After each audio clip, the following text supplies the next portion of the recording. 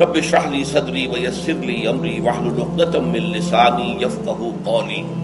محترم حاضرین اور معزز خواتین، آپ کو معلوم ہے کہ آج عظمت رمضان اور عظمت صیام و قیام رمضان مبارک پر گفتگو ہوگی، تاکہ ہم لوگ ذہناً اور قلباً کچھ تیار ہو جائیں رمضان مبارک کی جو برکتیں ہیں ان سے صحیح طور پر مستفید ہونے کے لیے۔ میں نے ابھی آپ کو وہ 6 آیات پڑھ کر سنائی ہیں، ان پر سورہ بقرہ کا 23واں رکوع مشتمل ہے، اور ایک اعتبار سے یہ پورے قرآن میں منفرد ہے کہ اس میں دین اسلام کے جو 5 ارکان ہیں، آپ کو معلوم ہے ان میں کلمہ شہادت ہے، نماز ہے، روزہ ہے، زکوٰۃ ہے، حج ہے۔ تو ان میں سے ایک رکن جو ہے صیام، روزہ، اس کے بارے میں اس کے جملہ احکام، ابتدائی احکام کیا تھے، تکمیلی احکام کیا تھے، پھر اس کی حکمت درجہ بدرجہ، روزہ محض روزہ ہوتا تو اس کی حکمت کیا تھی، مقصد کیا تھا، اور روزے کے ساتھ رمضان مبارک کا پروگرام قیام اللیل کو شامل کیا گیا تو اس کا مقصد کیا ہے، اس کا مطلوب کیا ہے، اس کا مقصود کیا ہے۔ یہ ساری چیزیں جو ہے وہ ایک مقام پر آ گئی۔ نماز کے بارے میں آپ کو معلوم ہے کہ اس کا حکم تو بے شمار جگہ آیا ہے، لیکن احکام وضو کے حکم کہیں اور ہے، نماز سفر کی اس کا حکم کہیں اور ہے، نماز خوف کا حکم کہیں اور ہے۔ تو مختلف معلوم ہوتا ہے کہ وہ اور اوقات جو ہے نماز کے وہ مختلف مقامات سے اخذ کیے گئے ہیں، کسی ایک جگہ پر تفصیل کے ساتھ 5 جو نماز کے اوقات ہیں وہ موجود نہیں ہیں۔ تو اس اعتبار سے وہ قرآن مجید کے اندر وہ معاملہ جو ہے منتشر ہے۔ اسی طرح زکوٰۃ کا معاملہ ہے کہ زکوٰۃ کا حکم تو بے شمار مرتبہ آیا ہے، اس کے احکام قرآن میں نہیں ہے۔ اس کا نصاب کیا ہے، کس کے ذمے زکوٰۃ واجب ہے، اس کا پھر اس کی کیا ریشو ہے، کیا نسبت ہے، کیا مقدار ہے، کہیں نہیں، یہ احادیث سے۔ حج کا معاملہ ہے تو وہ بھی کم سے کم 2 مقامات پر، بلکہ اس سے زائد مقامات پر آپ کو اس کا ذکر ملے گا۔ مکی صورتوں میں بھی ہے سورہ حج، اس میں 2 رکوع مسلسل ہیں، پھر مدنی صورتوں میں سے سورہ بقرہ، اس کے بعد جو ہے 23ویں رکوع کے بعد 24 اور 25واں رکوع پورا جو ہے وہ حج کے مناسک پر مشتمل ہے۔ اس سے کچھ پہلے جو ہے وہ سعی بین الصفا والمروہ جو ہے اس کا ذکر 20ویں رکوع کے آخر میں آ چکا ہے۔ حج کی فرضیت کا حکم جو ہے وہ سورہ آل عمران میں ہے۔ لیکن یہ کہ یہ صوم کی عبادت جو ہے، جو کہ خود ایک رکن ہے اسلام کا، اس کے معاملے میں یہ 6 آیات اتنی جامع ہے کہ اگر ان کو انسان سمجھ لے تو کل معلومات جو ہے صوم کے بارے میں جو مطلوب ہے وہ اس کو حاصل ہو جائے گا، اس کے احکام بھی، اس کی حکمتیں بھی۔ تو اسی حوالے سے آج ان پر گفتگو ہوگی۔ اچھا، اس کے علاوہ پھر میں نے وہ خطبہ پڑھا ہے، بلکہ اس کے ابتدائی کلمات صرف پڑھے ہیں، جس کے بارے میں حضرت سلمان فارسی رضی اللہ تعالیٰ عنہ نے یہ بیان کیا کہ حضور نے ہمیں یہ خطبہ ارشاد فرمایا شعبان کے آخری دن۔ میں سب سے پہلے اب آغاز کر رہا ہوں اسی خطبے کے ان الفاظ سے کہ جو یہاں پر درج ہیں، آپ بھی اس کی متن پر نگاہ رکھیے۔ ان سلمان الفارسی رضی اللہ عنہ، حضرت سلمان فارسی رضی اللہ تعالی عنہ سے یہ روایت ہے۔ حضرت سلمان آپ کو معلوم ہے کہ ایران میں پیدا ہوئے، اور ان کے والد جو ہیں وہ آتش کدے کے بڑے ذمہ دار آدمی تھے، لیکن ان کو نفرت پیدا ہوئی کہ یہ آگ ہم خود جلاتے ہیں، ایندھن اس میں نہ ڈالیں تو بجھ جاتی ہے، ہم کیسے اس کے سامنے ہاتھ جوڑ کر کھڑے ہو جائیں، اس سے دعائیں مانگیں۔ بہرحال اس بنا پر جو بھی چپترش ہوئی، تو جیسے حضرت ابراہیم علیہ السلام کو ان کے والد نے گھر سے نکال دیا تھا، انہیں بھی گھر سے نکلنا پڑا۔ جیسے حضرت ابراہیم نے پھر ہجرت کی تھی اور وہ عراق سے جو ہے شام کی طرف منتقل ہوئے تھے، تو یہ ایران سے شام کی طرف منتقل ہوئے۔ وہاں جا کر انہوں نے عیسائیت کا مذہب اختیار کیا، راہبوں کے پاس رہے۔ آخری راہب جس کے پاس تھے زیر تربیت اور تعلیم تھے، تو جب اس کے انتقال کا وقت آیا تو انہوں نے کہا کہ مجھے تو ابھی تشفی نہیں ہوئی پورے طور سے، آپ نے بہت کچھ سکھایا ہے، بہت کچھ سمجھایا ہے، اور میں نے آپ سے بہت کچھ فیض حاصل کیا ہے، لیکن ابھی تو مجھے تشفی نہیں ہوئی، اب آپ کا انتقال ہو رہا ہے، میں آپ کے بعد کس کے پاس جاؤں؟ تب انہوں نے کہا کہ میرا علم مجھے بتاتا ہے کہ نبی آخر الزمان کا ظہور اب قریب ہے، اور وہ جنوب میں کھجوروں کی سرزمین میں ہوگا، تو تم جاؤ، ٹرائی یور لک، جاؤ دیکھو شاید قسمت تمہیں ان کے قدموں میں پہنچا دے۔ تو وہ وہاں سے روانہ ہوئے ایک قافلے کے ساتھ، قافلے پر ڈاکوؤں نے حملہ کیا، انہیں پکڑ کر غلام بنا لیا، غلام بنا کر بیچ دیا. لیکن یہ دیکھیے قسمت ان کی کہ مدینے کے ایک یہودی نے خرید لیا. اب مدینے پہنچ گئے. اب وہاں خبریں انہیں مل رہی ہیں کہ مکے میں کسی صاحب نے دعویٰ کیا ہے نبوت کا، لیکن ان کے پاؤں میں تو غلامی کی بیڑیاں، یہ مکے تو نہیں جا سکتے. تو میں کہا کرتا ہوں کہ یہ اس شخص کی قسمت ہے کہ جیسے ہم کہتے ہیں کہ پیاسا کنویں کے پاس جایا کرتا ہے، کنواں تو پیاسے کے پاس نہیں آتا. لیکن یہاں کیا ہوا، کنواں چل کر پیاسے کے پاس پہنچا ہے. محمد الرسول اللہ صلی اللہ علیہ وسلم ہجرت فرما کر مدینے تشریف لے آئے. تب انہوں نے اپنے آقا سے ایک روز کچھ تھوڑی سی کھجوریں مانگی لیں اور اجازت طلب کی اور جا کر حضور کی خدمت میں پیش کی، کیونکہ اس نے یہ بتایا تھا راہب نے کہ وہ ہدیہ تو قبول کر لیں گے، صدقات قبول نہیں کریں گے، صدقہ قبول نہیں کریں گے. تو اسی امتحان کے لیے جا کر حضور کی خدمت میں وہ کھجوریں پیش کی. حضور نے پوچھا کیا ہے؟ عرض کیا صدقہ. فرمایا نہیں، میں صدقہ قبول نہیں کرتا، یہ غربا کا حق ہے، دے دو، تقسیم کر دو. پھر کچھ عرصے کے بعد پھر کچھ کھجوریں لی ہوگی اپنے اس آقا سے، پھر پہنچے. پھر جب حضور نے پوچھا کیا ہے، عرض کیا کہ یہ ہدیہ. آپ نے فرمایا ہاں ٹھیک ہے، ہدیہ میں قبول کرتا ہوں. تو فوراً قدموں میں گر گئے، ایمان لے آئے. اور ان کا معاملہ جو ہے یہ بھی جان لیجئے کہ یہ فقراء صحابہ میں سے تھے جو کوئی کام نہیں کرتے تھے، ہمہ وقت حضور کے ساتھ رہنا. اور اس اعتبار سے حضور نے ان کے بارے میں یہ بھی کہا ہے کہ سلمان و منا من اہل البیت، سلمان جو ہے وہ ہمارے اہل بیت میں شامل ہے رضی اللہ تعالی عنہ. ان کی روایت ہے قال خطبنا رسول اللہ صلی اللہ علیہ وسلم، تو وہ فرماتے ہیں کہ ہمیں خطبہ ارشاد فرمایا نبی اکرم صلی اللہ علیہ وسلم نے شعبان کے آخری دن. فقال، اور فرمایا یا ایھا الناس، اے لوگو، قد اظلکم شہر عظیم، تم پر ایک عظمتوں والا مہینہ سایہ فگن ہو گیا ہے. ظل کہتے ہیں سائے کو. اظلکم، تم پر سایہ فگن ہو گیا ہے، ایک بہت عظمتوں والا مہینہ. اب دیکھیں یہ وہی ہے بات جو انگریزی کے محاورے میں ہے کہ coming events cast their shadows before, آنے والے واقعات کا ایک سایہ سا پہلے سے پڑ جاتا ہے. تو ابھی مہینہ شروع نہیں ہوا رمضان مبارک کا، لیکن وہ آیا چاہتا ہے. تو گویا کہ اس کا ایک سایہ پہلے آ گیا ہے، جس کو حضور فرما رہے ہیں کہ تم پر سایہ کر لیا ہے ایک ایسے مہینے میں کہ جو بہت عظمتوں والا ہے. شہر مبارک، وہ مہینہ بہت برکتوں والا ہے. شہر فیہ لیلۃ خیر من الف شہر، یہ وہ مہینہ ہے کہ جس میں ایک رات وہ بھی ہے کہ جو 1000 مہینوں سے افضل ہے.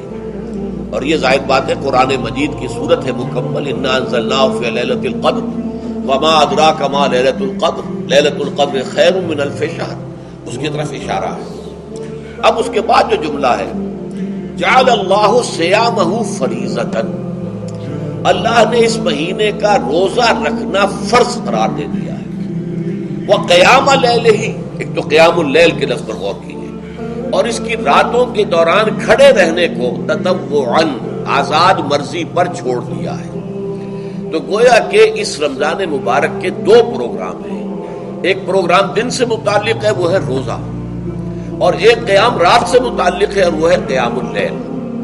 دن کا پروگرام فرض ہے، رات کا پروگرام فرض نہیں ہے، لیکن ایک طرح کی تشویق اور ترغیب، اس کے لیے جو ہے تحریص، یہ موجود ہے.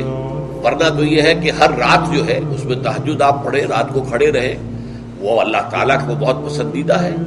تہجد حضور کے لیے تو فرض کے درجے میں رہی ہے، لیکن عام مسلمانوں پر فرض نہیں ہے. البتہ جو کوئی کر سکے ان کے لیے یقیناً بہت اعلیٰ مراتب ہے، بہت اونچے درجات ہیں. تو وہ تو کسی بھی شب میں پورے سال آپ کریں، لیکن اس کے لیے خاص طور پر چونکہ اہتمام کیا گیا، لہذا جعلہ کا جو فعل ہے اس کے مفعول میں جہاں یہ شامل ہے، نمبر 1 جعل اللہ صیامہ فریضۃ، روزہ رکھنا فرض قرار دے دیا، اور اس کی راتوں کو کھڑے رہنا یہ تمہاری مرضی پر چھوڑ دیا، اسے فرض نہیں کیا ہے. بس اس تمہید کے بعد اب میں شروع کروں گا استقبال رمضان کے ضمن میں روزے کی حکمتیں کیا ہیں، اس کے احکام کیا ہیں. نمبر 1، شریعت محمدی میں روزے کی تدریجی فرضیت.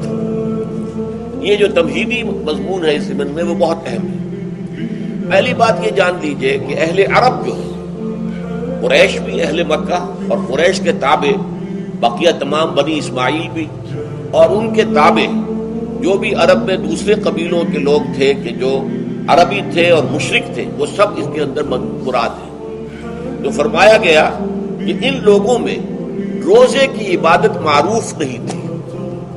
یا تو یہ ہے کہ حضرت ابراہیم علیہ السلام کے زمانے میں روزے کی عبادت تھی ہی نہیں، کیونکہ یہ لوگ اپنے قول کے مطابق ملت ابراہیم پر تھے، لیکن یہ ہے کہ بہرحال روزے کی عبادت سے ناآشنا تھے۔ کیا وجہ ہے یہ ہم نہیں جانتے۔ آپ کو معلوم ہے نماز سے وہ واقف تھے، اگرچہ اس کا حلیہ انہوں نے بگاڑ دیا تھا، تالیاں بجاتے تھے، سیٹیاں بجاتے تھے یہ، لیکن نماز کہتے تھے اسے نماز۔ طواف سے وہ واقف تھے، اگرچہ اس کے ضمن میں اتنی گھناؤنی حرکت بھی کی تھی کہ مرد اور عورتیں وہ بالکل برہنہ ہو کر طواف کرتے تھے، تو اسے بہت فضیلت والی بات سمجھتے تھے، بہت خدا رسیدگی کی بات سمجھتے تھے کہ کامل برہنہ ہو کر طواف کیا جائے، لیکن بہرحال طواف تھا۔ اسی طرح قیام عرفہ، قیام منا یہ بھی موجود تھے۔ تو حج کے بھی بہت سے ارکان جو ہیں وہ ان کے ہاں معروف تھے، اور ویسے خیرات و صدقات، چاہے زکوٰۃ ایک خاص نظام کے تحت نہیں تھی، لیکن زکوٰۃ و صدقات، بھوکوں کو کھانا کھلانا، یہ ان کے ہاں اعلیٰ اقدار میں یہ چیزیں شامل تھیں، اخلاقیات کے اونچے مقامات میں۔ کہ صوم کا ان کے ہاں قطعاً کوئی ذکر نہیں تھا، روزے کی عبادت جو ہے ان کے ہاں بالکل نہیں تھی۔ البتہ صوم کا لفظ موجود تھا، یہ لفظ وہ استعمال کرتے تھے اپنے گھوڑوں کے لیے، روزہ رکھواتے تھے گھوڑوں کو۔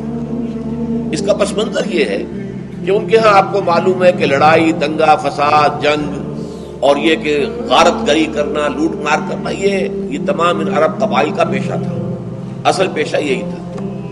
اس میں ان کے پاس دو جانور تھے، ایک تو اونٹ جو ہے وہ ان کی جو آب و ہوا ہے اور ان کے جو حالات ہیں اس کے ساتھ پوری مطابقت رکھتا ہے، یعنی اسے کئی دن کھانے کو نہ ملے اسے پرواہ نہیں، ہفتہ بھر پانی نہ ملے اسے کوئی پرواہ نہیں۔ اس اعتبار سے دھوپ کی کتنی ہی جو ہے تپش ہو، اونٹ کو کچھ نہیں کہتی، لیکن یہ کہ وہ سست رفتار جانور ہے۔ لڑائی کے لیے، جنگ کے لیے، خاص طور پر غارت گری جہاں کرنی ہو، جہاں جا کر گویا کہ ڈاکہ مارنا، پھر دوڑنا ہے، بھاگنا ہے، واپس جانا ہے، تو انہیں گھوڑے کی ضرورت ہوتی تھی جو سریع الرفتار ہے، لیکن گھوڑے میں یہ اوصاف نہیں تھے۔ وہ بھوک کو برداشت نہیں کر سکتا، مزمحل ہو جائے گا، وہ پیاس کو برداشت نہیں کر سکتا، مزمحل ہو جائے گا، وہ دھوپ کو برداشت نہیں کر سکتا، مزمحل ہو جائے گا، اور اگر یہ گھوڑا مزمحل ہو جائے تو سوار کا کیا حشر ہوگا، وہ آپ اسے اندازہ کر لیجیے کہ اصل میں تو پھر ہلاکت سوار کی ہوگی۔ اس لیے وہ اسے تیار کرتے تھے جنگ کی صعوبتوں کو برداشت کرنے کے لیے۔ اس کا دانا پانی بند کر دیا، اور اس کا منہ جو ہے وہ عرب بدو جو ہوتا تھا خود تو اپنا چہرہ اور سر لپیٹ لیتا تھا کپڑے کے اندر جب وہ چلتی تھی۔ ان کے ہاں باد سموم، تیز آگ جیسی ہوا جو ہے جس کے اندر ریت کے ذرات بھی ایسے ہوتے تھے گویا کہ کسی پہاڑ کی جو ہے اس کے اندر کی ریت جو ہے وہ چلی آ رہی ہے، تو گھوڑے کا رخ ادھر کر کے کھڑے کر دیتے تھے اس کو، خود اپنے منہ پر ڈاٹا واٹا باندھا ہوا اپنی حفاظت کے لیے، تاکہ اس کے اندر دھوپ کی سختی برداشت کرنے کی عادت پیدا ہو جائے، پیاس کی برداشت کرنے کی عادت پیدا ہو جائے، بھوک کو برداشت کرنے کی۔ اس کو کہتے تھے صوم۔ صوم کے لفظی معنی رک جانا۔ اب یہ کھانے پینے سے رکا ہوا ہے اور یہ دھوپ کی سختیاں برداشت کرنے کے لیے دھوپ کے اندر، اور وہ جو آتی تھی وہاں پہ باد سموم، اس کے اندر بھی اس کا سامنا کرنے کے لیے تیار ہے۔ تو یہ بس منظر ہے روزے کا لغوی اعتبار سے، اور یہ کہ اہل عرب جو ہے پرانے وہ اس عبادت سے ناواقف تھے، لہٰذا ہمیں پورے مکی قرآن میں اس کا کہیں ذکر نہیں ملتا۔ البتہ مدینے میں جب حضور تشریف لائے اور صحابہ کرام ہجرت کے بعد، تو یہاں آپ نے دیکھا کہ یہودی جو ہے وہ روزہ رکھتے ہیں یوم عاشورہ کا، 10 محرم کا۔ تو حضور نے دریافت کیا کہ یہ تم 10 محرم کو روزہ کیوں رکھتے ہو؟ تو انہوں نے کہا کہ یہ دن ہماری نجات کا دن ہے۔ 10 محرم کو اللہ تعالیٰ نے فرعون کو غرق کیا تھا اور ہمیں نجات دی تھی اس کے ظلم و ستم سے، تو شکرانے کے طور پر ہم روزہ رکھتے ہیں۔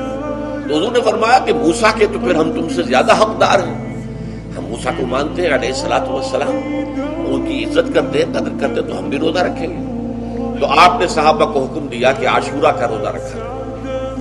پھر کچھ عرصے کے بعد اللہ تعالیٰ کی طرف سے حکم آ گیا، اور یہ حکم جو ہے اس رکوع کی پہلی آیت کے اندر ہے، یا ایھا الذین آمنوا کتب علیکم الصیام کما کتب علی الذین من قبلکم لعلکم تتقون۔ لیکن جیسا کہ میں بعد میں بتاؤں گا، یہ حکم صوم رمضان کا نہیں ہے، بلکہ یہ کہ اللہ کے حکم سے پہلے 3 دن کے روزے فرض کیے گئے۔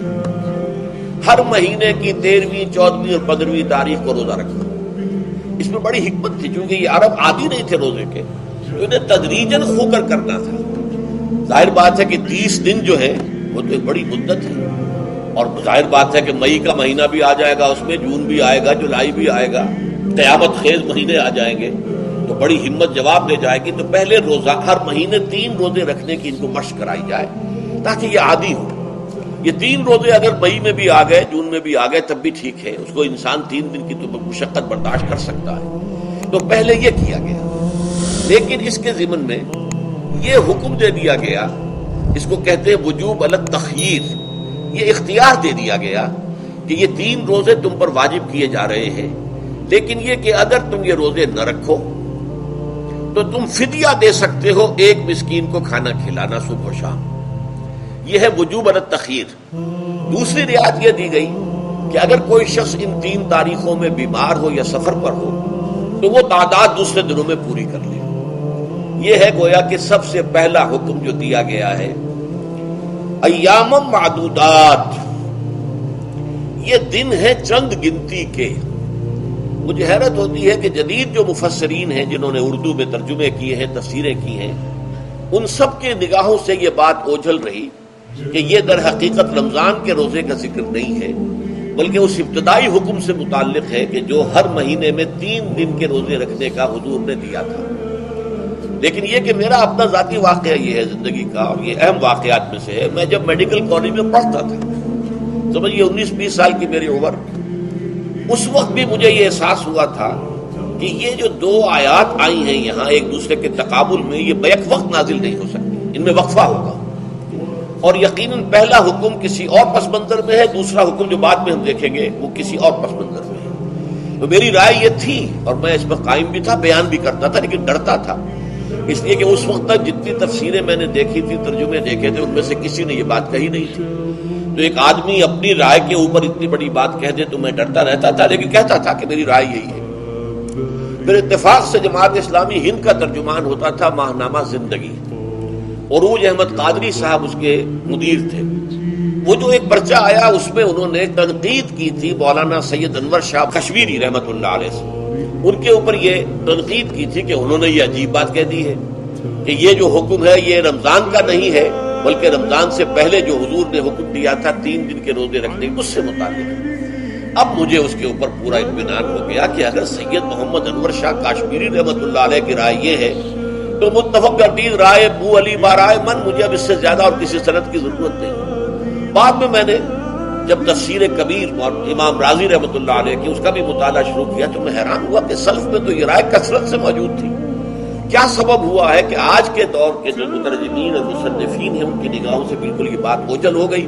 اس معاملے کو میں حل آج تک نہیں کر سکا، لیکن اب میں پورے تیقن سے آپ سے کہہ رہا ہوں کہ یہ جو پہلی 2 آیتیں ہیں ان کا تعلق صوم رمضان سے نہیں ہے، بلکہ ان کا تعلق ہے وہ 3 دن کی۔ اس کی سب سے بڑی دلیل اس کے اندر موجود ہے ایام معدودات، گنتی کے چند دن۔ اب 30 یا 29 دن جو ہے وہ گنتی کے چند دن نہیں ہو سکتے، تو اچھی بڑی تعداد ہے۔ پھر یہ ہے کہ یہ معدودات جو ہے اس کو کہا جاتا ہے جمع قلت، یہ زیادہ سے زیادہ 9 پر اس کا اطلاق ہوتا ہے، اس وزن پر جو جمع آتی ہے۔ اور اس میں جو ہے خود قرآن مجید میں حج کے سلسلے میں منا کے قیام کے ضمن میں الفاظ آئے ہیں ایام معدودات، فمن تعجل فی یومین فلا اسم علیہ ومن تاخر فلا اسم علیہ۔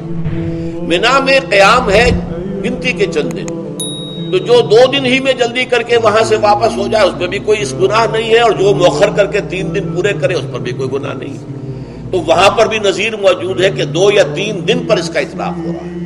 تو یہاں پر ایام معدودات سے لازماً یہ مراد ہے کہ یہ 3 دن جو ہے ہر مہینے میں 13ویں، 14ویں، 15ویں، در حقیقت اس روزے سے متعلق یہ آیت آ رہی ہے۔ اور یہ بھی نوٹ کر لیجئے کہ رمضان کے روزے کی فرضیت کے بعد بھی حضور کا معمول اور آپ کے صحابہ کا، اور جو بھی ہمارے ہاں اتباع کرتے ہیں حضور صلی اللہ علیہ وسلم کا نوافل میں بھی ان کا یہ معمول ہے۔ ہر مہینے میں یہ 3 روزے حضور بعد بھی رکھتے تھے، اور آپ کے بہت سے صحابہ رکھتے تھے، اور آج بھی ہمارے ہاں بہت سے لوگ جو دیندار ہیں اور جن کے اندر یہ جذبہ ہے اتباع سنت کا، وہ کرتے ہیں۔ 13ویں 14ویں اور 15ویں تاریخوں کا ان کو ایام 20 کہتے ہیں۔ اس کی راتیں روشن ہوتی ہیں، 13ویں رات، 14ویں رات، 15ویں رات۔ چاند جو ہے اس کے اندر آپ کو معلوم ہوتا ہے 14ویں کو تو مکمل ہوتا ہی ہے، 13ویں اور 15ویں کا بھی تقریباً مکمل ہے۔ تو ایام 20 کے روزے جو ہیں بعد میں بھی برقرار رہے ہیں، لیکن نفلاً۔ فرض اس کے بعد جو ہے وہ رمضان کے روزے ہو گئے۔ ایام معدودات، یہ دن ہیں گنتی کے۔ فمن کان منکم مریض او علی سفر فعدۃ من ایام اخر، تو جو کوئی بھی تم میں سے ہو بیمار یا سفر پر تو وہ تعداد پوری کر لے دوسرے دنوں میں۔ گویا کہ ایک تو یہ رعایت ہو گئی، دوسری رعایت وعلی الذین یطیقونہ فدیۃ طعام مسکین، اور ان لوگوں کے ذمے کے جو اس کی طاقت رکھتے ہوں، یعنی مریض بھی نہیں ہے، صحت مند ہے، روزہ رکھ سکتے ہیں، سفر بھی نہیں ہے، سفر پر نہیں ہے، مقیم ہے، روزہ رکھ سکتے ہیں، پھر بھی نہ رکھیں تو ان کے لیے بھی ایک اختیار، اسی لیے میں نے لفظ استعمال کیا تھا وجوب علی التخییر، واجب تو ہے لیکن اس میں ایک اختیار دے دیا گیا ہے۔ وہ اختیار کیا ہے؟ فدیۃ طعام مسکین، تو پھر یہ ہے کہ ایک مسکین کو کھانا کھلا دینا۔ فدیہ کہتے ہیں کسی چیز کا بدل ہو جائے، جیسے کہ جنگی مجرم ہے، اس کا فدیہ ہے، گویا کہ اس کو دے کر وہ پھر آزاد ہو جائے گا، فدیہ اس کو کہتے ہیں۔ تو فدیۃ طعام مسکین، لیکن یہ ہے کہ فمن تطوع خیرا فهو خیر اللہ، اور جو نیکی سے خیر کرنا چاہے مزید تو وہ اس کے لیے بہتر ہے۔ ایک کے بجائے 2 کو کھلائے، 3 کو کھلائے، 4 کو کھلائے، 10 کو کھلائے، تو یہ تو ترغیب ہے، لیکن کم سے کم ایک مسکین کو کھانا کھلانا 2 وقت کا۔ وَأَن تَصُومُوا خَيْرٌ لَكُمْ، اب دیکھیے یہ لفظ بول رہے ہیں، اگر تم روزہ رکھو تو یہ تمہارے حق میں بہتر ہے، یعنی اگرچہ اختیار تمہیں دے دیا ہے، اختیار یہ ہے کہ روزہ رکھو، اگر نہ رکھو تو فدیہ دے دو ایک مسکین کا کھانا، لیکن اگر تم روزہ رکھو ان کنتم تعلمون، اگر حقیقت میں تم علم رکھتے ہو کہ روزے کے اندر کیا کیا برکات ہیں تو تمہیں روزہ لازماً رکھنا چاہیے۔ تشویق اور ترغیب موجود ہے، لیکن یہ کہ اس کی فرضیت یا وجوب نہیں ہے۔ یہ تھا ابتدائی حکم روزے کی صفت میں۔ اب اس کے بعد اگلی آیت جو ہے اس کے بھی پہلے حصے کو مت پڑھیے، شہر رمضان الذی انزل فیہ القرآن، اس کے بارے میں تو بعد میں گفتگو ہوگی، بینات من الہدی والفرقان، لیکن اگلا جملہ فمن شہد منکم الشہر فلیصم، اب یہ رمضان کے روزے کی فرضیت کا حکم آیا ہے۔ رمضان کا مہینہ وہ ہے جس میں قرآن نازل کیا گیا، اس کے بارے میں جیسا کہ میں نے عرض کیا پھر بعد میں عرض کروں گا، لیکن جو شخص بھی تم میں سے موجود ہو اس مہینے میں، اپنے گھر میں موجود ہے، اپنے شہر میں موجود ہے، سفر پر نہیں ہے، یا یہ ہے کہ جو شخص بھی اس مہینے کو پائے، اس کی زندگی میں یہ مہینہ آ جائے، یہ برکتوں کا ایک موقع اسے مزید حاصل ہو جائے، فلیصم، یہ امر کا صیغہ ہے، یہ وجوب ہے مطلقاً۔ اب اس میں جو 2 رعایتیں پہلے دی گئی تھی ان میں سے ایک کو برقرار رکھا، ومن کان مریضا او علی سفر فعدۃ من ایام اخر، یہی وہ الفاظ ہیں جن کی بنا پر میرا گمان اس وقت بھی یہ تھا کہ یہ 2 بیک وقت نازل نہیں ہو سکتی آیات، یہ جو تکرار ہے بیماری تکرار ہو جائے گی پھر اگر ایک ہی وقت میں نازل ہو رہی ہے۔ اور قرآن مجید کی فصاحت اور بلاغت سے یہ چیز بعید ہے کہ وہاں پر اس طرح کی تکرار بلا سبب ہو رہی ہو۔ قرآن میں اور بہت سی آیات ہیں جن میں کہ آپ کو معلوم ہے کہ پورا رکوع ہے سورہ مزمل کا، اس میں قیام اللیل کا حکم ہے، پھر اسی کے آخر میں وہ آیت شامل کر دی گئی ہے جو کم سے کم 1 سال بعد نازل ہوئی ہے، جس میں کہ رات کے قیام کا وجوب ختم کر دیا گیا، اور صرف یہ کہ جتنا بھی تم سے ممکن ہو سکا کرو، ضروری نہیں ہے کہ 1/3 شب ہو، آدھی ہو، 2/3 ہو، جتنا بھی ممکن ہو قرآن پڑھا کرو رات کو، گویا کہ وہ فرضیت جو تھی قیام اللیل کی وہ ختم ہو گئی۔ اس حوالے سے وہ جو ناسخ ہے، منسوخ کرنے والی آیت بھی اس کے ساتھ ہی رکھ دی گئی ہے تاکہ وہ جو اصل حکم تھا وہ بھی برقرار سامنے رہے، اور جس نے آ کر اسے منسوخ کیا وہ بھی برقرار رہے اور سامنے رہے۔ اسی طرح یہاں پر بھی یہ حکم آیا، کتنے عرصے کے بعد آیا یہ مجھے معلوم نہیں، لیکن یہ کچھ عرصے کے بعد آیا ہے کہ رمضان کا مہینہ وہ ہے کہ جس میں قرآن نازل کیا گیا۔ اب جو شخص بھی اس مہینے کو پائے اس پر لازم ہے کہ اس کے روزے رکھے۔ ہاں من کان مریضا او علی سفر، جو شخص ہو مریض، بیمار ہو یا سفر پر ہو، فعدۃ من ایام اخر، تو وہ تعداد پوری کر لے دوسرے دنوں میں۔ یرید اللہ بکم اليسر ولا یرید بکم العسر، اللہ تمہارے ساتھ آسانی چاہتا ہے، سختی نہیں چاہتا۔ یہ اصل میں کیوں کہا ہے؟ اس کی وجہ سمجھ لیجئے آج بھی آپ کو اپنے ہاں ایسے لوگ مل جائیں گے جن کا تقویٰ کا تصور اتنا غلط ہو گیا ہے کہ 104 درجے کا بخار ہے، روزہ چھوڑنے کو تیار نہیں۔ بھلے آدمیوں، اللہ نے تمہیں ایک رخصت دی ہوئی ہے تو خام خواہ اپنے اوپر یہ شدت کیوں لے رہے؟ لیکن لیتے ہیں، روزہ چھوڑنے کو تیار، روزہ قضا نہیں کرو، سفر پر جا رہے ہیں اور روزہ قضا کرنے کو تیار نہیں۔ ایک موقع پر ایک غزوے کے دوران ایسا ہوا کہ کچھ لوگوں نے روزہ رکھا ہوا تھا، لیکن وہ اتنے یوں سمجھیے مزمحل ہو گئے کہ جب پڑاؤ پر پہنچے تو جن کا روزہ نہیں تھا انہوں نے تو بڑی چاق و چوبند طریقے سے خیمے نصب کیے، سارا بندوبست کیا، اور یہ جا کر بے سدھ ہو کر بے ہوش ہو کر گر پڑے۔ تو حضور نے فرمایا ان کو دیکھ کر، لیس من البر الصیام فی السفر، سفر میں روزہ رکھنا یہ کوئی نیکی کا کام نہیں ہے، یہ نیکی کا غلط تصور ہے کہ جو تم نے اپنے اختیار کر لیا، یہ تمہارے اندر تشدد پسندی پیدا ہو رہی ہے۔ دین کے احکام میں جو مقصد ہے وہ کیا ہے؟ یرید اللہ بکم اليسر ولا یرید بکم العسر۔ اسی پر عمل کرتے ہوئے حضور نے فرمایا ہے کہ جو بھی علماء دین ہیں یا جو رہنمایان دین ہیں ان کا کام کیا ہے؟ آپ نے فرمایا یسروا ولا تعسروا، دیکھو آسانیاں پیدا کرو، سختیاں پیدا نہ کرو۔ دین میں سختیاں پیدا کرنا بھی وہ اسر اور اغلال بن جاتا ہے کہ جس کو رفع کرنے کے لیے اور جس سے لوگوں کو، یہودیوں کو اور تمام اہل کتاب کو نجات دینے کے لیے اللہ تعالیٰ نے اپنے رسول محمد صلی اللہ علیہ وسلم کو بھیجا۔ وَيَضَعُ عَنْهُمْ إِصْرَهُمْ وَالْأَغْلَالَ الَّتِي كَانَتْ عَلَيْهِمْ، کہ جہاں وہ نیکی کا حکم دیتے ہیں، بدی سے روکتے ہیں، پاکیزہ چیزوں کو حلال ٹھہراتے ہیں اور خبیث چیزوں کو، ناپاک چیزوں کو حرام قرار دیتے ہیں، وہیں وہ لوگوں کے اوپر سے وہ بوجھ بھی ختم کرتے ہیں کہ جو انہوں نے خام خواہ اپنے اوپر لاد لیے۔ تو ان میں سے یہ بھی ہے کہ یہ نیکی کا کام نہیں ہے کہ آپ سفر میں ہیں اور روزہ رکھ رہے ہیں۔ یرید اللہ بکم اليسر ولا یرید بکم العسر وَلِتُكْمِلُوا الْعِدَّةَ، لیکن یہ بات واضح رہے کہ اب تمہارے لیے تعداد کو پورا کرنا لازم ہے، یہ نہیں ہے کہ آپ اس کی جگہ پر فدیہ دے دیں تو بات پوری ہو جائے گی، نہیں۔ روزے کی تعداد، آپ کے رمضان میں 2 روزے 3 روزے چھوٹ گئے بیماری کی وجہ سے، ٹھیک ہے، لیکن دوسرے دنوں میں اس کی قضا دینی لازم ہے۔ وہ روزے رکھنے جو ہے آپ پر لازم ہے، ان کا کوئی بدل جو ہے وہ فدیہ نہیں ہو سکتا۔ البتہ یہ نوٹ کر لیجئے، یہ حکمت نبوی ہے کہ یہاں اگرچہ وہ فدیے کا حکم جو ہے گویا کہ بظاہر قرآن مجید کے الفاظ سے محسوس ہوتا ہے کہ مطلقاً منسوخ ہو گیا، لیکن حضور نے اس کو خاص حالتوں میں باقی رکھا ہے۔ کوئی شخص اتنا بوڑھا ہو چکا ہے یا خاتون اتنی بوڑھی ہو چکی ہے کہ دن بھر کا فاقہ جو ہے اس میں اندیشہ ہے کہ کہیں ہلاک نہ ہو جائے، کوئی مریض ہے، مرد ہے یا عورت ہے، وہ ڈائبٹیز کی مریضہ ہے، اس کو وہ شوگر کا مرض ہے اور وہ اس کو برداشت نہیں کر سکتی، شوگر لیول بہت نیچے ہو جائے تو موت واقع ہو سکتی۔ کوئی ایسا مریض ہے جس کو مرض سے شفا پانے کی اب کوئی امید ہے ہی نہیں کہ میں مرض سے شفا پا جاؤں گا یا پا جاؤں گی تو اس کے بعد میں روزہ مکمل کر دوں گی، نہیں۔ ایسے لوگوں کے لیے حضور نے اس رعایت کو برقرار رکھا کہ ایسے لوگ اگر ایک مسکین کو کھانا کھلا دیں تو یہ فدیہ بن جائے گا۔ لیکن جو بھی شخص صحت مند ہو اور صحت کی توقع رکھتا ہو اور جو شخص بھی طاقت رکھتا ہو روزے کا قضا کر دینے کا، اس کے لیے لازم ہے کہ روزوں کی قضا کرے۔ وَلِتُكْمِلُوا الْعِدَّةَ وَلِتُكَبِّرُوا اللَّهَ عَلَى مَا هَدَاكُمْ، اور تاکہ تم اللہ کی کبریائی کا اعلان کرو اس چیز پر کہ جو اس نے تمہیں ہدایت عطا فرمائی ہے۔ اب اس کا ایک تو ظاہر ہے کہ جب روزے ختم ہوتے ہیں عید الفطر میں، تکبیر اضافی تکبیرات کے ساتھ 2 رکعتیں ہیں جو ہم ادا کرتے ہیں۔ احناف کے نزدیک 6 اضافی تکبیرات ہیں اور اہل حدیث کے نزدیک 12 ہیں، لیکن تکبیرات ہیں اضافی۔ اور یہ کہ جاتے ہوئے اور آتے ہوئے عید کے لیے آپ جا رہے ہیں تو تکبیرات پڑھتے ہوئے جائیے، واپس آ رہے ہیں تکبیر پڑھتے ہوئے آئیے، اور یہ بھی کہ جاتے ہوئے راستہ کوئی اور، آتے ہوئے راستہ کوئی اور اختیار کیجئے تاکہ پورا شہر، پوری بستی جو ہے تکبیر کی آواز سے گونج جائے۔ یہ ظاہر ہے۔ باطن اس کا کیا ہوگا؟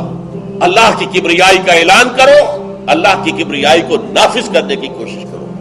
جب اللہ نے تمہیں ہدایت دے دی ہے، تمہیں اپنے دین حق سے نواز دیا ہے، اب تمہارا فرض ہے کہ اس کو قائم کرو، اس کے لیے جد و جہد کرو، اس کے لیے تن من دھن لگاؤ، اس کے لیے جان اور مال سے جہاد کرو۔ وَلِتُكَبِّرُوا اللَّهَ عَلَى مَا هَدَاكُمْ وَلَعَلَّكُمْ تَشْكُرُونَ، اور تاکہ تم واقعتاً شکر کرو۔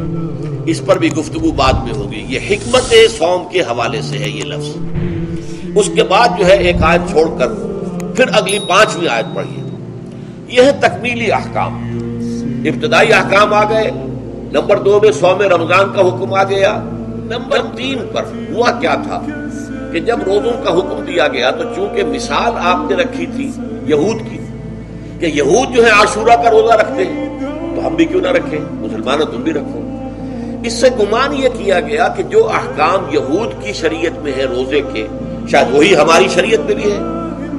اور ان کی شریعت میں یہ تھا کہ رات کو سو گئے تو روزہ شروع ہو گیا, اور وہ روزہ اب نہ کوئی سحری ہے نہ رات میں کے دوران کوئی میاں اور بیوی جو ہے وہ ہم بستری کر سکتے ہیں, بلکہ یہ کہ وہ روزہ صبح سے لے کر پھر جب رات کے بعد صبح آئے گی, صبح سے پھر دوپہر اور شام اور غروب آفتاب پر جا کر روزہ ختم ہوگا. گویا کہ کم و بیش 20 گھنٹے کا روزہ یا 21 گھنٹے کا روزہ, کیونکہ اگر غروب آفتاب کے 3 گھنٹے بعد آدمی سو گیا تو وہاں سے جو روزہ شروع ہوا ہے تو غروب آفتاب پر اگلے روز جو ہے وہ ختم ہوگا, تو ہو جائے گا 20-21 گھنٹے کا روزہ. یہ روزے کا حکم لوگوں نے سمجھا, اس کی صراحت کوئی نہیں تھی.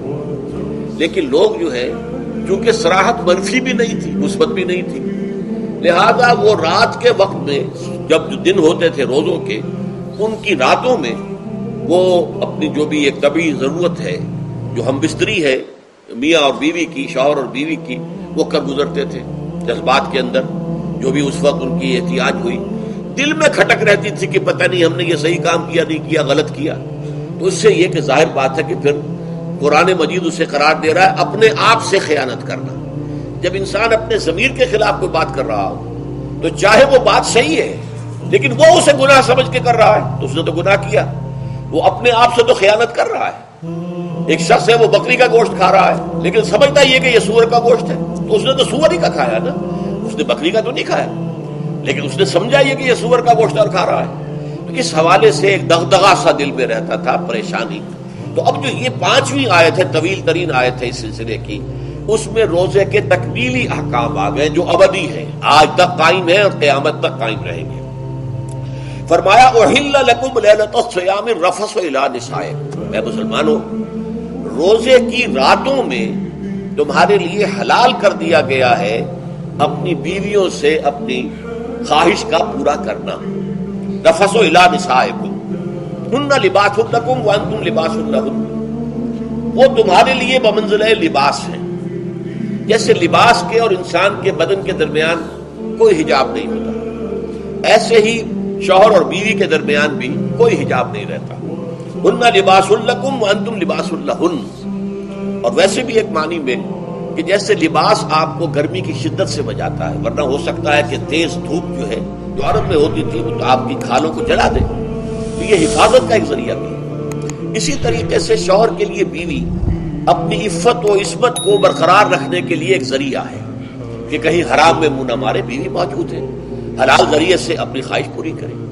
اور بیوی کے لیے شوہر اسی طریقے سے ایک ڈھال بن جاتا ہے کہ اسے خام خواہ ادھر ادھر دیکھنے کا کوئی خیال بھی کبھی نہ آئے, اس کی جو بھی نفسانی خواہش ہے اس کے شوہر پورا کر رہا ہے. تو اس اعتبار سے بھی ہن لباس لکم وانتم لباس لہن.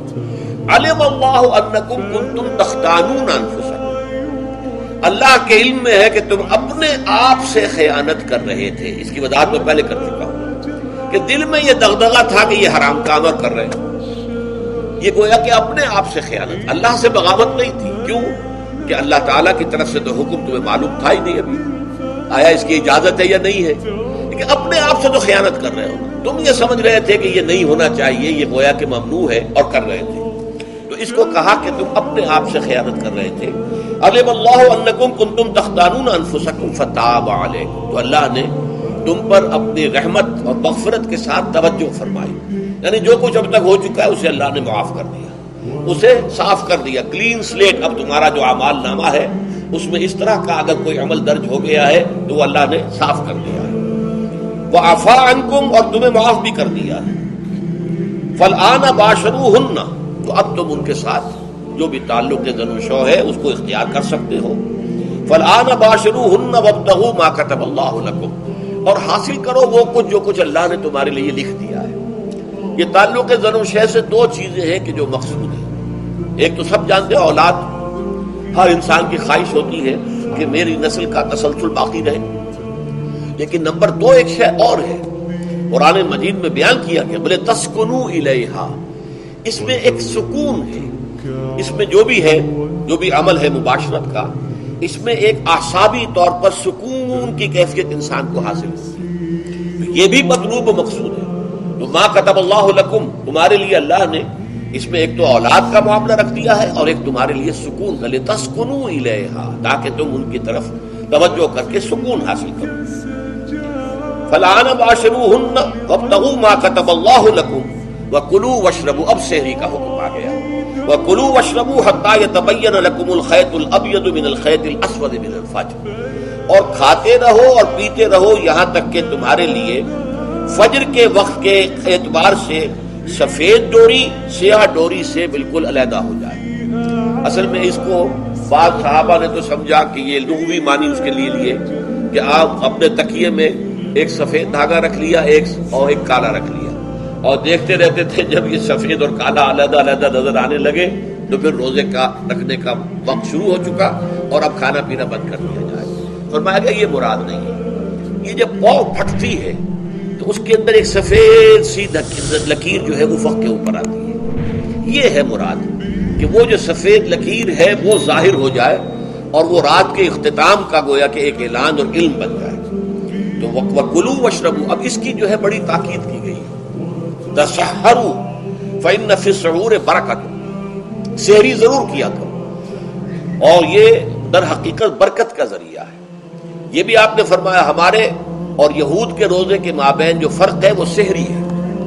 یہ سحری چونکہ روزہ جو ہے وہ فجر سے لے کر اور غروب آفتاب تک ہے، طلوع آفتاب سے نہیں، فجر سے، جبکہ وہ سفیدہ سحر جس کو ہم کہتے ہیں نمودار ہو جائے، طلوع آفتاب کا بھی 1.5 گھنٹے بعد ہوگا کہیں جا کر، لیکن اس وقت جو ہے روزہ شروع، غروب آفتاب پر ختم۔ اس حوالے سے اس سے پہلے کھانا پینا، اور اس میں بھی فرمایا گیا کہ بعض لوگ بہت زیادہ احتیاط کرتے ہیں، وہ صحیح نہیں ہے، اس لیے کہ فجر کے لیے اذان جب دیتے تھے تو اس میں بعض حضرات ذرا جلدی کرتے تھے، حضور نے فرمایا کہ نہیں دیکھو یہ ذرا جلدی کر دیتے ہیں، اگر تم میں سے کسی کے ہاتھ میں پیالہ ہے، ابھی وہ کچھ کھا رہا ہے، اذان ہو گئی ہے، تو وہ اپنا پیالہ پورا کر لے، اس میں بھی تشدد کی ضرورت نہیں، جیسے کہ اس سے پہلے ہم پڑھ چکے یسروا ولا تعسروا، یرید اللہ بکم الیسر ولا یرید بکم العسر، اللہ تمہارے ساتھ آسانی چاہتا ہے، سختی نہیں چاہتا۔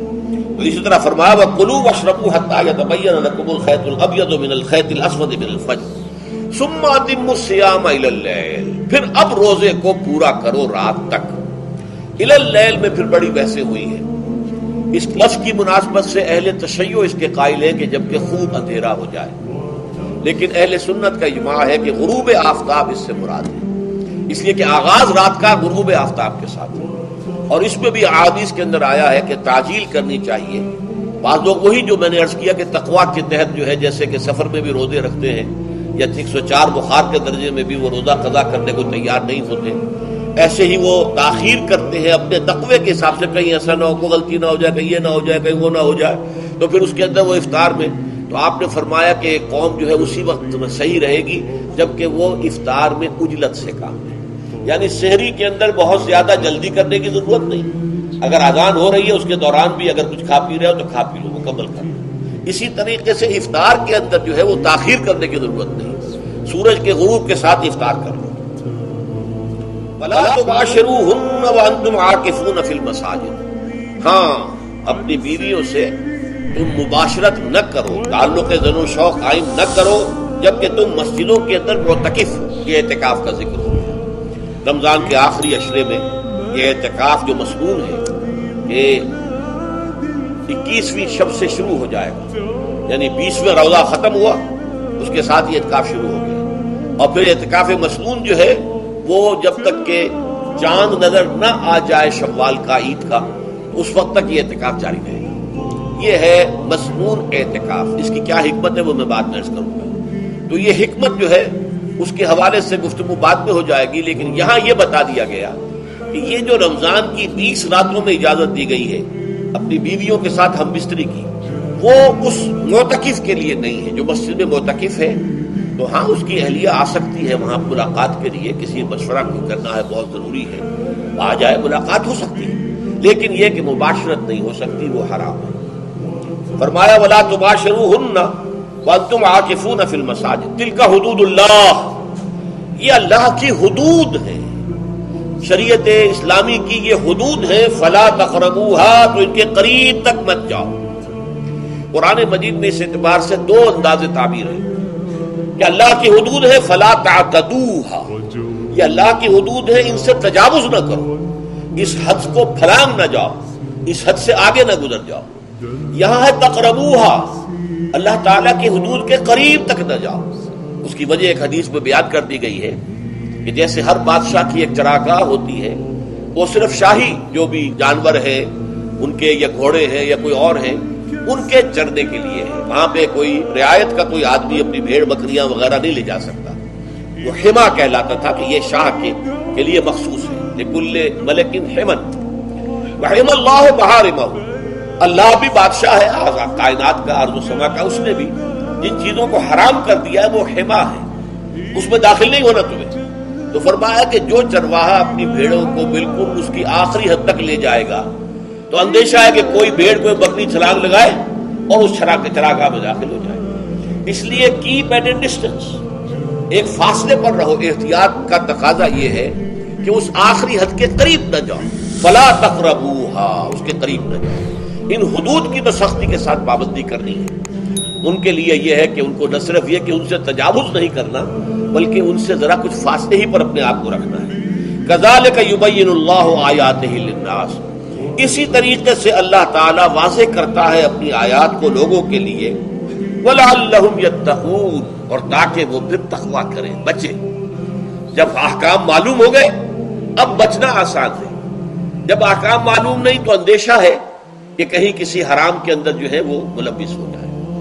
جیسے کہ ایک حدیث میں آتا ہے کہ الحلال بین والحرام بین وبینہما مشتبہات، حلال کیا ہے یہ بھی واضح ہے، حرام کیا ہے یہ بھی واضح ہے، البتہ ان دونوں کے مابین کچھ چیزیں ہوتی ہیں متشابہات، پتہ نہیں حلال ہے کہ حرام ہے، تو تم بچو، ان چیزوں سے بھی بچو، اس لیے کہ اس کے اندر حرام ہونے کا اندیشہ ہے نا، لہذا ان سے بھی بچو۔ جو صریحاً حلال ہے اسی پر اکتفا کرو، جن کے بارے میں تعین نہیں ہو پا رہا ہے کہ وہ حلال ہے، البتہ یہ بھی ثابت نہیں ہو رہا کہ وہ حرام ہے، تو ان سے بچ، یہ تقویٰ کا تقاضا ہے۔ اگرچہ قانونی اعتبار سے یہ کہا جائے گا کہ وہ مباح ہے، جس شے کی حرمت کا ثبوت ہمیں کتاب اللہ اور سنت رسول سے نہ ملے وہ مباح ہے، لیکن یہ ہے کہ تقویٰ کا تقاضا یہ ہے، قانون کا تقاضا یہ کہ مباح کو آپ اختیار کریں گے تو آپ پر گرفت نہیں ہوگی، اس لیے کہ اس کی حرمت ثابت نہیں ہے، لیکن تقویٰ کا تقاضا یہ ہے کہ آپ صرف اس شے پر اکتفا کریں کہ جس کے حلال ہونے کے لیے ثبوت اور دلیل موجود ہے۔ تو یہ ہے کہ تلک حدود اللہ فلا تقربوها کذالک یبین اللہ لکم آیاتہ للناس لعلہم یتقون۔ یہ احکام ہے تکمیلی روزے کے، جس کے ضمن میں میں نے کچھ احادیث نبویہ کے حوالے سے بھی ان کی مزید وضاحت کر دی۔ اب آئیے تیسری بات، روزے کا اصل حاصل کیا ہے۔ اب پہلی آیت پر ہمیں توجہ دینی ہوگی، یا ایھا الذین آمنوا کتب علیکم الصیام، اہل ایمان تم پر روزہ فرض کیا گیا، لکھ دیا گیا، طے کر دیا گیا۔ اگرچہ جیسا کہ میں نے عرض کیا یہ ابتدائی حکم ہے اور اس میں وجوب علی تخییر وہ بعد میں آ چکا دوسری آیت میں، کما کتب علی الذین من قبلکم، جیسے کہ یہ فرض کیا گیا تھا ان پر جو تم سے پہلے تھے، یعنی یہود اور نصارہ، ان پر بھی یہ روزہ جو ہے یہ فرض تھا۔ البتہ احکام مختلف ہو گئے، جیسے جمعے کا دن اور جمعے کو چھوڑ کر یہودیوں نے سبت کا دن اختیار کیا، عیسائیوں نے جو ہے وہ سنڈے کو اختیار کر لیا، لیکن احکام میں فرق ہے۔ وہاں پورے سبت کے دن، ہفتے کے دن کاروبار دنیاوی مطلقاً حرام، لیکن ہمارے ہاں شریعت کے اندر آسانی پیدا کی گئی کہ صرف جمعے کی اذان سے لے کر نماز ادا ہو جانے تک وہ حرام ہے، لیکن باقی یہ ہے کہ اس سے پہلے بھی اگر کرو اور بعد میں جب فَإِذَا قُضِيَتِ الصَّلَاةُ فَانتَشِرُوا فِي الْأَرْضِ وَابْتَغُوا مِن فَضْلِ اللَّهِ، جب نماز ادا ہو چکے تو جاؤ، منتشر ہو سکتے ہو زمین میں اور اللہ تعالیٰ کے فضل کو تلاش کر سکتے ہو۔ تو اسی طریقے سے اگرچہ حکم روزہ جو ہے وہ تو سابقہ امتوں میں بھی تھا، لیکن یہ اس کے احکام جو ہے ان کے اندر تغیر و تبدل ہے۔ کتب علیکم الصیام کما کتب علی الذین من قبلکم لعلکم تتقون، تاکہ تمہارے اندر تقوی پیدا ہو جائے۔ اب یہ ہے حکمت صوم کی پہلی آیت۔ تقوی کسے کہتے ہیں؟ بچنا۔ کس چیز سے بچنا؟ اللہ نے جو چیزیں حرام کی ان سے بچنا، اللہ کے احکام کو توڑنے سے بچنا۔ دیکھیے یہ لفظ جو ہے اس کا مادہ ہے وا، قاف اور یا، وقا۔ وقا یقی کے معنی ہے کسی کو بچانا۔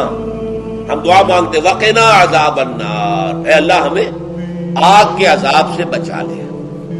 لیکن اتقا بنتا ہے باب افتعال، واو تے میں شامل ہو گئی تو اتقا، اور اسی سے تقوی ہے۔ تقوی کے معنی کیا ہے؟ بچنا، خود بچنا۔ وقا یقی دوسرے کو بچانا۔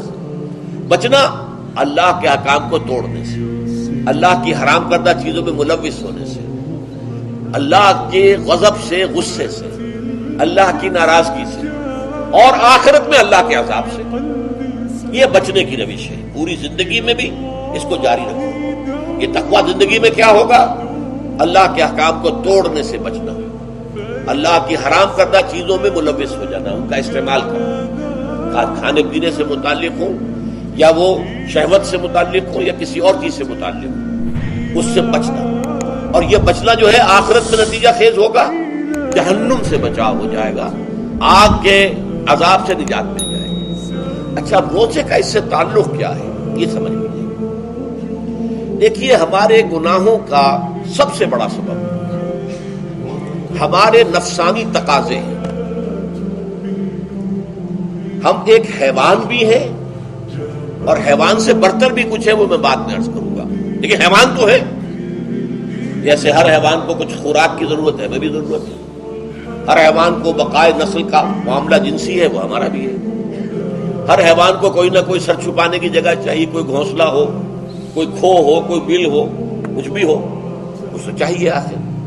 اسی طریقے سے ہمارے سارے تقاضے ہیں۔ حیوانات کو بھی آرام چاہیے، ہمیں بھی آرام چاہیے۔ یہ حیوانی تقاضے جو ہیں، جن کو ہم کہیں گے اینیمل انسٹنکٹس، ہمارے وجود کے اندر ہیں یہ، اور ان کا تقاضا ہمارے اندر سے ابھرتا ہے۔ اسی کو اڈ اینڈ لیبیڈو کہا ہے فرائڈ نے۔ جدید نفسیات کا بابا آدم جو ہے وہ فرائڈ ہے، اس نے اسے اڈ اور لب سے تعبیر کیا ہے، اس سے اوپر سیلف کو لایا ہے، اور اس کے بعد جو ہے وہ سپر ایگو ہے۔ تو یہ تین درجے اس نے متعین کیے ہیں، اور میں اس کی دقت نظر، ایکیوٹی آف آبزرویشن کا بہت قائل ہوں۔ اگرچہ نظریات کا جو نتیجہ اس نے نکالا ہے وہ غلط ہے، لیکن ایکویٹی آف آبزرویشن کا قائل ہوں کہ اس نے انسانی شخصیت کے تین لیولز کو آئیڈینٹیفائی کیا ہے۔ یہی تین لیول ہمارے ہاں ہیں، نفس، قلب، روح، یہ تین لیولز ہیں۔ اس نے کہا اڈ اینڈ لیبیڈو یہ لوسٹ ہے، پھر ایگو، سیلف، پھر سپر ایگو۔ تین لیول وہ بھی مانتا، اگرچہ ان کی تعبیر اس نے غلط کی ہے، لیکن جہاں تک اڈ اور لیبیڈو کی تعبیر ہے وہ صحیح ہے، وہ حیوانی تقاضے۔ اچھا ان حیوانی تقاضوں کے بارے میں یہ بات بالکل واضح رہنی چاہیے کہ یہ اندھے بہرے ہیں، انہیں صرف اپنی گریٹیفیکیشن، اپنے تسکین سے جو ہے ساری بحث ہے، اس سے کوئی غرض نہیں کہ حلال ذریعے سے ہو حرام ذریعے سے ہو۔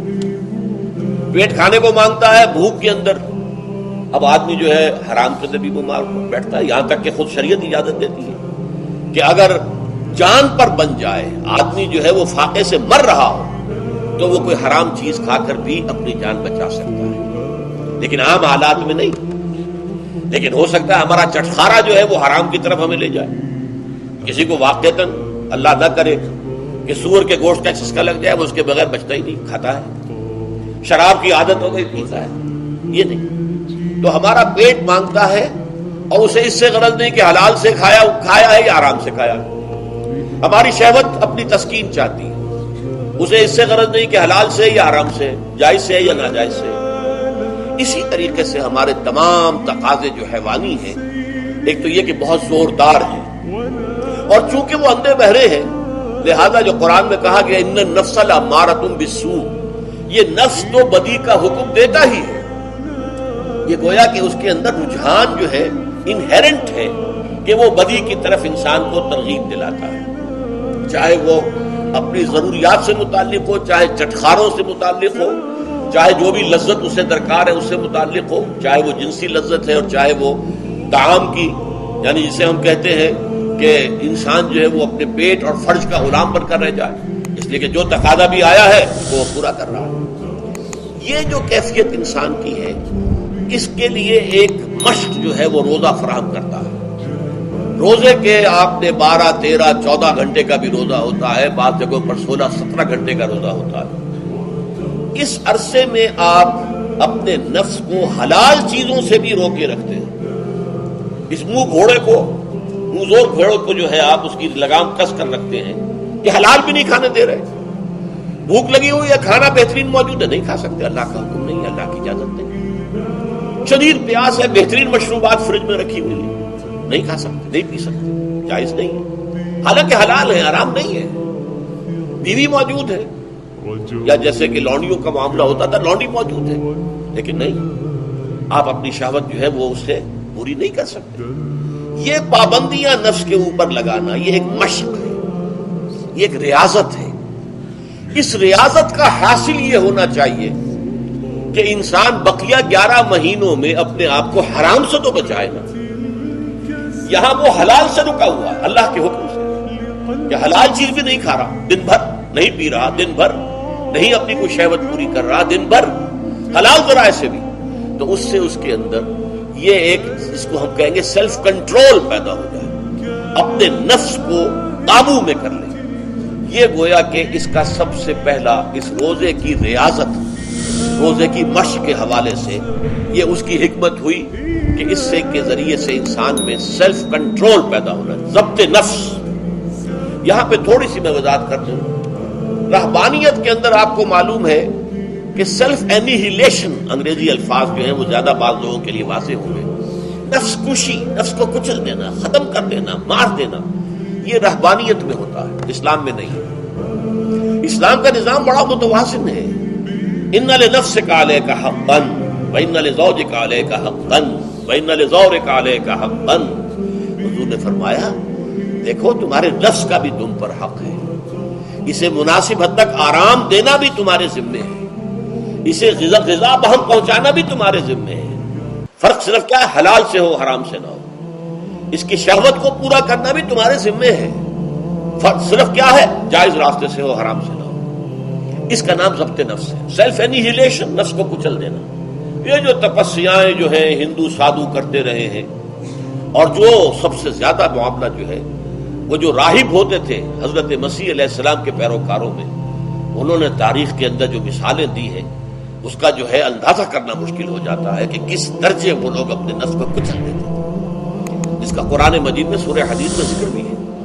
اکثر لوگ تو پابندی نہیں کر سکتے تھے، اپنے اوپر پابندیاں لگانے کے بعد غلط راستوں پر بھی چل پڑتے تھے، لیکن جو لوگ ان پابندیوں کو نبھاتے تھے وہ کس انتہا تک جاتے تھے۔ کبھی آپ جو ہے ہسٹری آف کرسچن موناسٹسزم پر جو تاریخ کی کتابیں لکھی گئی ان کو پڑھیں تو اندازہ ہوگا۔ مولانا مودودی نے تفہیم القرآن میں اس کا کچھ حوالے دیے ہیں، اور واقعہ یہ کہ رونگٹے کھڑے ہو جاتے ہیں انسان پر کہ اس درجے میں انہوں نے اپنے نفس کو کچلا دیا۔ ہمارے صوفیہ کے ہاں بھی بعض ایسی روایات صحیح ہیں یا غلط ہے بیان کی جاتی ہیں، لیکن اسلام کا اصل معاملہ کیا ہے، توازن، اعتدال۔ تمہارے نفس کا بھی تم پر حق ہے، ان لنفسک علیک حق، تمہاری بیوی کا بھی تم پر حق ہے، وان لزوجک علیک حق، اور تمہارا جو بھی کوئی ملاقاتی آئے، کوئی دوست ہے، اس کا بھی زورک علیک حق، زیارت کرنے کے لیے کوئی آیا اس کا بھی حق ہے، ان کے حقوق ادا کرو۔ حضرت عبداللہ ابن عمرو بن العاص رضی اللہ تعالی عنہما صحابہ کرام میں اس اعتبار سے بہت ممیز تھے کہ ان پر عبادت جو ہے، عبادت گزاری کا اتنا غلبہ ہو گیا تھا، ہر روز روزہ رکھتے تھے اور رات کو پوری رات کھڑے رہتے تھے۔ حضور کو اطلاع دی گئی، حضور نے طلب کیا، فوراً آپ نے فرمایا یا عبداللہ الم نخبر، کیا ہمیں یہ خبر نہیں دی گئی انک تصوم الدہر وتقوم اللیل، کہ تو ہمیشہ رات کو کھڑا رہتا ہے نماز میں اور ہر روز روزہ رکھتا ہے۔ اب ظاہر بات ہے حضور کے حضور میں جھوٹ کیسے بولتے، ویسے بھی جھوٹ بولنے کا سوال نہیں صحابہ کے لیے، تو عرض کیا بلا یا رسول اللہ، ایسے تو صحیح ہے۔ فرمایا لا تفعل، ہرگز ایسا مت کرو، فإن لنفسك عليك حقا وإن لزوجك عليك حقا وإن لزورك عليك حقا، تمہارے نفس کا بھی تم پر حق ہے، روزہ رکھو بھی اور افطار بھی کرو۔ بہترین روزہ جو ہے وہ حضرت داؤد علیہ السلام کا تھا، ایک دن روزہ رکھتے تھے، ایک دن افطار کرتے تھے، لیکن یہ ہے کہ آپ ہفتے میں 2 دن روزے حضور کے ہیں، سوموار کو اور جمعرات، مہینے میں 3 روزے، یہ ہیں، اس میں گویا کہ سنت پر عمل بھی ہو جائے۔ لیکن یہ کہ ہمیشہ روزہ رکھنا، بلکہ یہاں تک کہا گیا ما ساما من سامت دہر، جو ہمیشہ روزہ رکھتا ہے اس نے کوئی روزہ رکھا ہی نہیں۔ کیا مطلب؟ یہ تو اس نے اپنی ہیبٹس بدل لی ہے، ہیبٹس ہو گئی ہے یہ کہ سارا دن بھر نہیں کھانا، صبح کھانا شام کو کھانا، بس یہ تو اس نے اپنی ہیبٹ بدل لی ہے، روزہ ہیبٹ بن گیا اس کا۔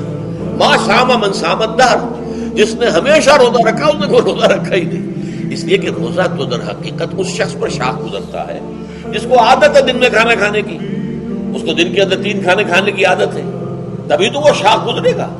اگر وہ عادت ہی آپ نے بدل لی ہے تو ظاہر بات ہے کہ پھر روزے کی جو برکت ہے وہ تو ظاہر نہیں ہوگی۔ تو بہرحال اس اعتبار سے غور کیجئے کہ یہ پہلا حکم جو ہے روزے کا، لعلکم تتقون، تاکہ تمہارے اندر تقوی پیدا ہو جائے، اپنے نفس پر کنٹرول پیدا ہو۔